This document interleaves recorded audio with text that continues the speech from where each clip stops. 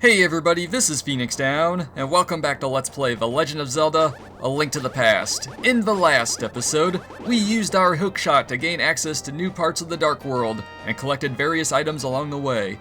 And in today's episode, we are going to tackle the Skull Woods, one of the most infamous dungeons of the entire game.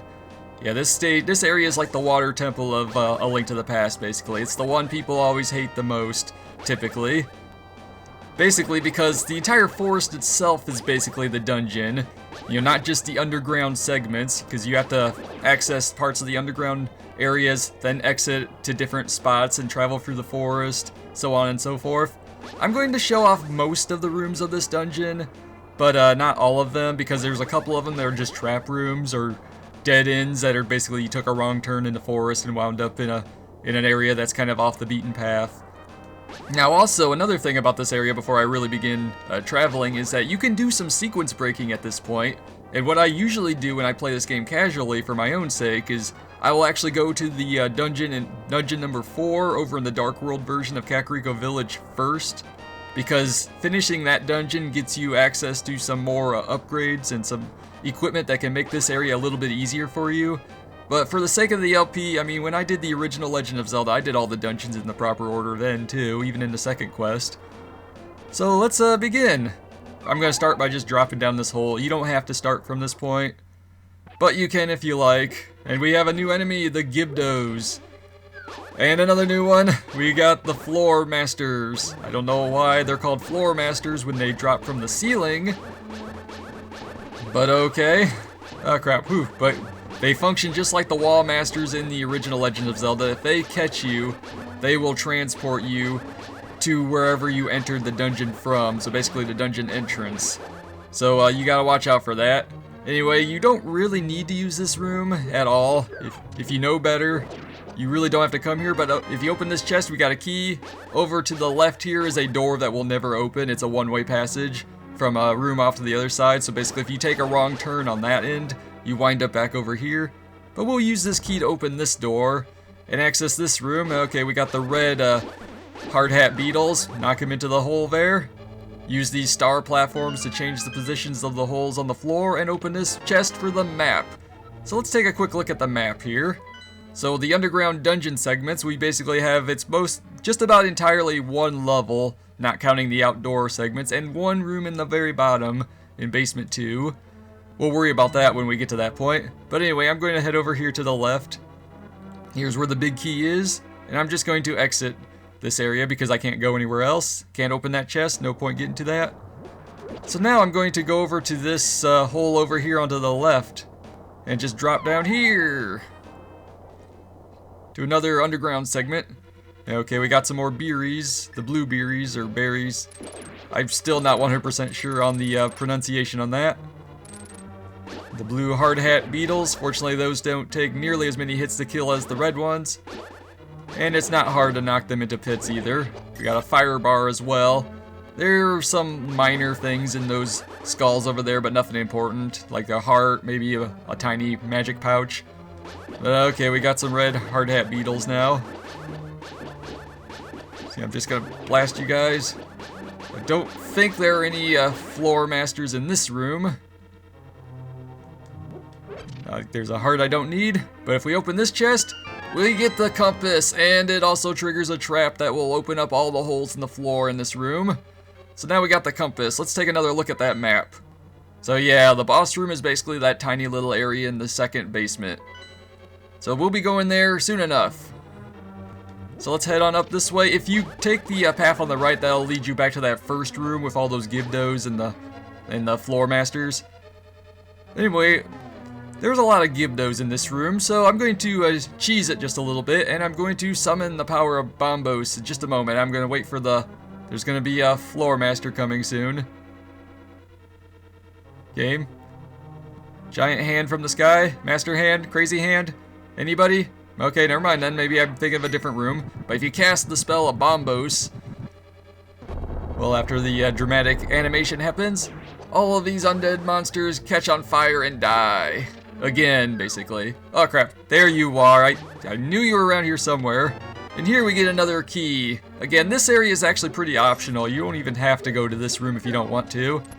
So open this door, and once again we're at the room with the big chest, but we can't get to it just yet. But we'll be back here soon enough. This dungeon is actually relatively short, but it's mazy, so that's what makes it more complex. And the boss is very infamous. He's very generally difficult. He gives you a hard time if you're not careful. But alright, now we want to enter through this pathway to this room.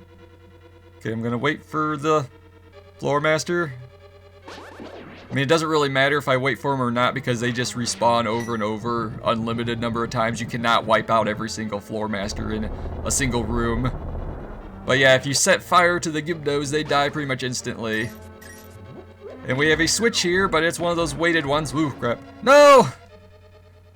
I got caught. But fortunately, I'm in the same room, so let's just recast Bombos to set fire to everybody. Usually when the Gibdos and enemies get caught on fire, they have a higher tendency of dropping magical jars. There we go. Full MP restoration. Now what I was saying before is that that switch is weighted.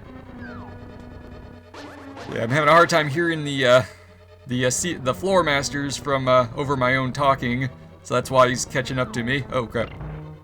You get away from me! Get away! There we go. And we want to leave this statue on that switch so we can progress onwards here. Let's cast Bombos once again just to save ourselves some time. And this way the red berries will not split apart into two smaller ones. And of course we got frickin' ceiling or floor masters. Again, why do they call them floor masters when they're dropping from the ceiling? I don't know, but here we got the big key, so now we can finally go back and open up that chest with the dungeon item. And if you want to, you can bomb this wall. There's just a skull with a magic jar, and they're a full-size one that will completely restore your magic meter. So that's something to keep in mind. So now I'm going to exit this dungeon. This part of the dungeon, I should say. And I'm going to loop back around towards the first area again. Take out this guy. These heavy hitter, bouncing guys. Takes 2 hearts off you when he hits you. Now in this bush here, just like in the, I was getting intense for a second. For some reason I was expecting a floor master to drop on me. But there's, just like in the light world, there's a hole right here underneath this bush. You drop into this. And we'll wind up here. And we got a, I guess it's like a Sparky from, like Super Mario Brothers 2, I guess. Whew, that was a close one. Alright, well, since I have full hearts and full magic, I don't really need to break any more of those skulls. So let's blast a hole in that wall. I'm going to trigger the floor switch here, because if you don't, there'll be holes in this floor right around here that prevent you from progressing. So now it's time once again to pull the lever. And fortunately, there is no wrong lever to choose this time. Let's see, we got some mini Moldorms down here. I knew they were around here somewhere. Blast those guys, and in the big chest we get the fire rod, the rod that commands the red fire. But we have to watch our magic meter, of course. Now, to make it easier to get back to the entrance, all you have to do is just dash here with the Pegasus boots and jump the gap. So that's a nice little tactic right there. Okay, we're completely finished with that segment of the Skull Woods now. So let's head back to that other cave entrance we peeked into before. Fortunately, this time we won't have to worry about pressure plates and whatnot. So once more, into the breach. Underground, and I'm just gonna go straight to the left. You go into this room, there's literally nothing of importance up there in that upper area. So just totally ignore it. Yeah, there's ceiling or floor masters in pretty much every room almost in this dungeon. And that key, or that locked door there, that is a trap room. You wander in there, and the floor will start disappearing in like a square pattern around the center of the room. And if you exit, it's just about impossible to get out without, I'm not sure if you can grapple onto spikes with the hook shot. I'm not really that eager to demonstrate that. But anyway, let's exit this part of the dungeon. And we're in the home stretch. Yeah, this area, if you know what you're doing, this area is really short. If not, it can be one of the longest dungeons in the game. Now, if you want to take this path here on the right, it's a winding path that leads to a hole in the ground that will lead you to that upper part of that room I was telling you before that wasn't important. But you do hit a star switch there that makes it easier to escape from the room with the trap floor. But okay, here we have this weird looking, I don't know, it's like a monster centipede coming out of another monster's face. So it's kind of creepy, but since we have the fire rod, you know, only you can prevent forest fires. Or in this case, cause them, I suppose. But now, by setting fire to that weird centipede thing, it opens up the path to the final area of the Skull Woods dungeon. And since there is a key in that room before with that trap room, in like one of the skulls, I didn't bother getting it because I figured I'd just demonstrate this. Anyway, we got this chest there. Just take my word for it that I'm trying to walk to the right, but there's a hidden wall there that we can't see. So what you want to go do now is navigate straight up on the underground thing. You want to go to the right first. And I'm going to wait for the, I'm going to let the fireball come by again. You want to go right the second time, and on the third one, you want to take the left and loop all the way around. Otherwise, you'll run into walls and you'll get stuck. You know, up here we have a pathway and a Gibdo, but if you just set them on fire with a fire rod, they die pretty much instantly. So that makes life a little bit easier.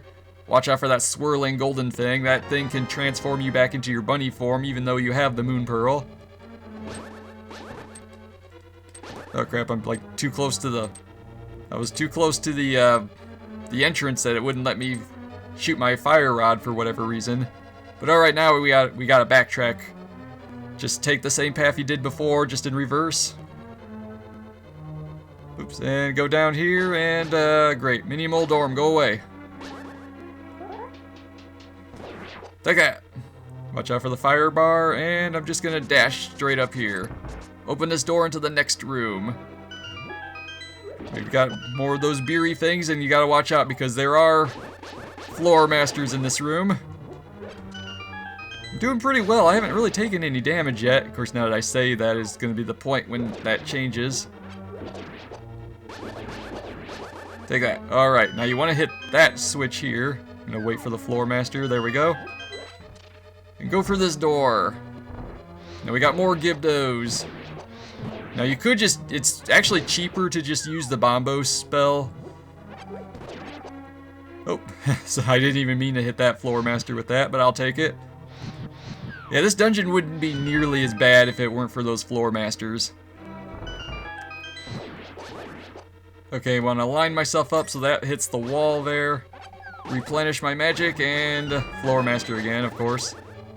Yeah, that chime was from the lanterns going out and locking the door. But anyway, we seem to be trapped here. But if you remember, during the when we were heading towards the fight with Aghanim, if we cut through here, that opens up a new entrance this way to another room. Ah, whoops. Take that. Oop. Alright, there we go. And we got a key to progress onwards to the final room before the boss. And yeah, we still have floor masters. Okay, now what well, I guess I'll just drop down first. Now here we go for a boss battle against Mothula. I'm going to actually pause for a second so I can go into everything I want to say about this guy. This boss is pretty rough. There's a lot of things to worry about in this battle. You'll see when it gets underway, but you'll notice that we're surrounded by spikes. Apparently, from what I've heard, if Mothula takes damage while he's hovering over the spikes, it actually negates like the damage you are actually dealing to him. So that kind of bites actually. That's unfortunate because this guy could take a lot of hits and you might not understand why it's taking so much to defeat him, and that would be the reason. Somehow that's how the algorithm works. Maybe it's because he would otherwise take damage from flying over the spikes. I'm not sure. But yeah, Mothula.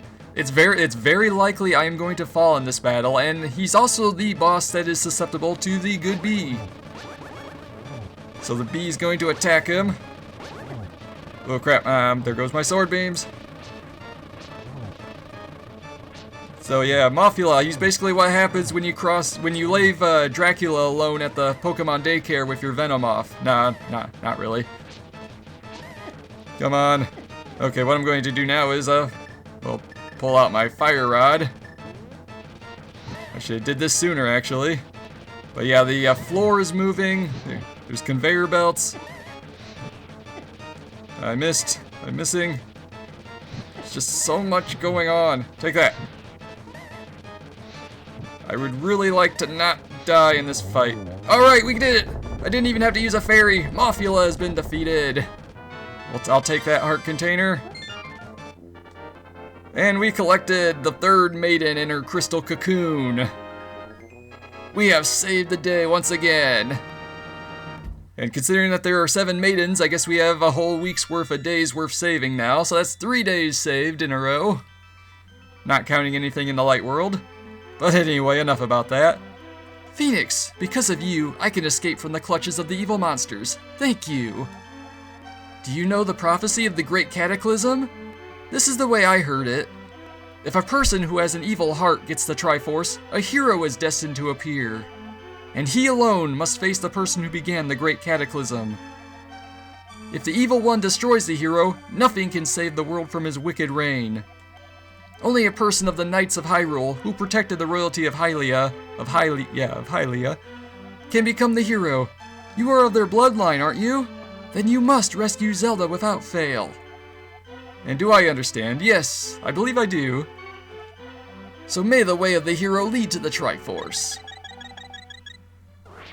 And we have been victorious, alright. Now, unfortunately, we have to backtrack all the way through the Skull Woods to get back to the rest of Hyrule. But anyway, guys, next time on Let's Play The Legend of Zelda: A Link to the Past, I'll just meet you guys back at the entrance to the Skull Woods. So, but anyway, in the next episode, we are going to, well, go to the Village of Outcasts, where the 4th maiden awaits us. So this has been Phoenix Down. And I will see you guys next time.